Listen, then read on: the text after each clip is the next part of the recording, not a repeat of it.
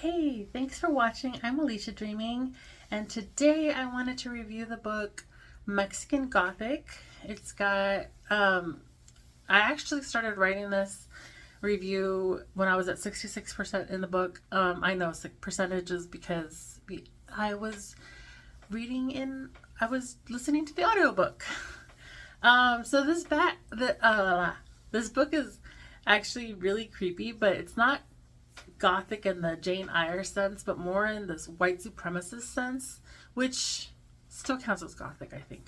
There was a really good description of Gothic that I saw not too long ago.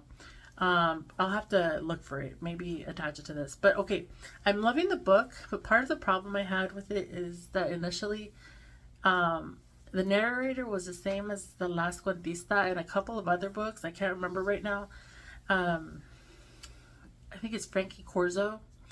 And so I did have trouble getting into the book because of that, but she's actually really good at the accents in this book because there's like English accents for the Doyle family, and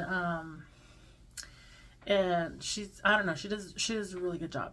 So the premise is that Noemi is a Mexico City socialite.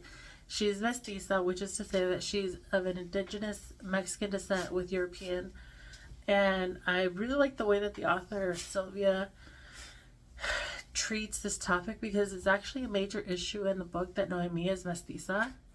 Anyways, Noemi goes to this house up in the mountains, the Doyle estate of High Place. They are all of English descent, and Catalina, her cousin, married the heir of the family, Virgil. Catalina has sent a really strange letter to her uncle, who is Noemi's father, and because of the letter, Noemi is dispatched to try and find out if she can help her cousin. When Noemi arrives, lots of strange things are happening. Mainly, the house is creepy and she's sleepwalking and having strange nightmares at the same time. The family, the Doyles, are also white supremacists and interrogate Noemi about why she and Catalina have different skin color and hair color. They also have lots of eugenicist books in their library. It makes Noemi very conscious of the fact that everyone of the Doyles is blonde and blue-eyed. It's it's got some very, very, very, very creepy like nightmares when she's sleepwalking and stuff. So I kind of like just to give you an idea. Like one of them is that she's getting sexually assaulted in a nightmare, and then like I think she wakes up and the guy's like when the next time she sees the guy, she kind of gets the feeling that he knows about the nightmare that she had, and so creepy. I couldn't stand it.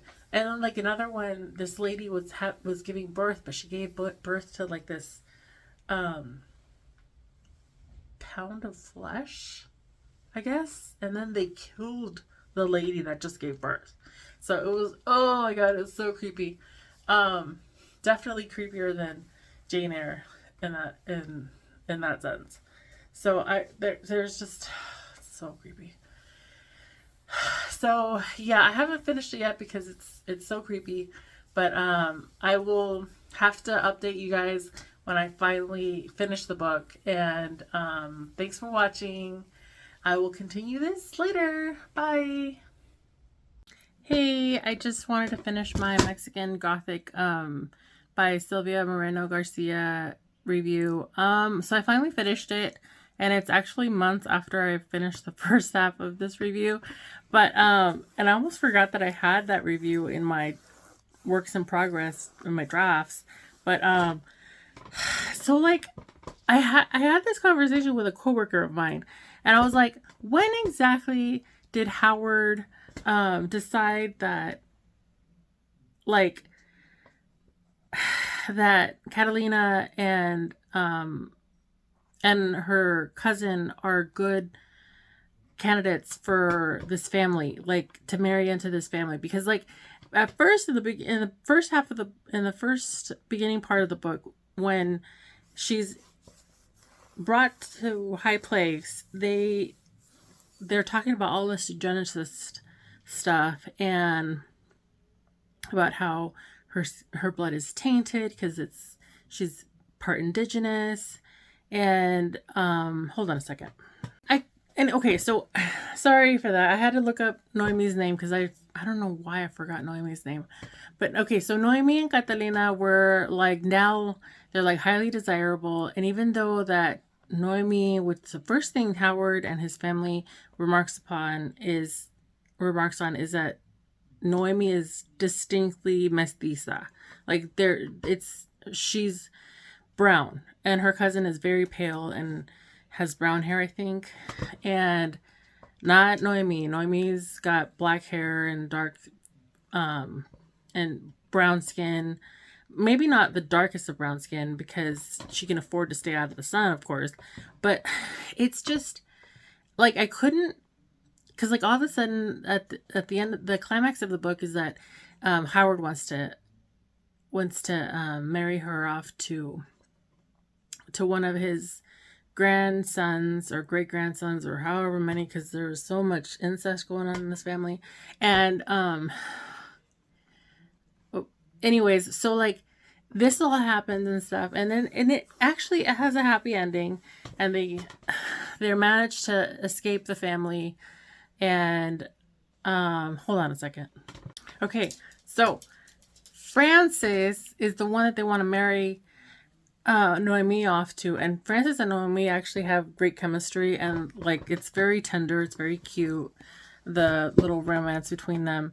And I would kind of like for them to end up together, but at the same time, like I don't know if he can actually break free from the high place and the influence of the mushrooms and that whole toxic, like his background is very toxic. And anyways, like it had a good ending and stuff. I honestly would have I felt like it could have been better explained how Howard decided that besides my coworker was actually pointing out that maybe it was partly to do with the fact that Catalina and Noemi have a lot of money, and that's partly what the Doyles wanted from the girls, was their money, as well as being broodmares for the family so that they could eat them or possess them. And so yeah, like this book is messed up, but it was really good. It was really good. And I think the only reason I took such a long time to read it, keep going and reading it, is because I had to take a break from the narrator, because I mostly listen to audiobooks now, and the narrator was too familiar to me because of The Last Cuentista, so Frankie Corzo. But anyways, yeah, like there's nothing to say bad about her. It's just I just couldn't deal with the book sounding so similar because of the voices. But yeah, I loved it. Probably 5 stars. Maybe, yeah, no, I think it's a 5-star read for me. It's a very hard book because of the sexual assault and the cannibalism and incest and stuff. It's a very hard read. So, trigger warnings galore. Thanks for watching. Bye.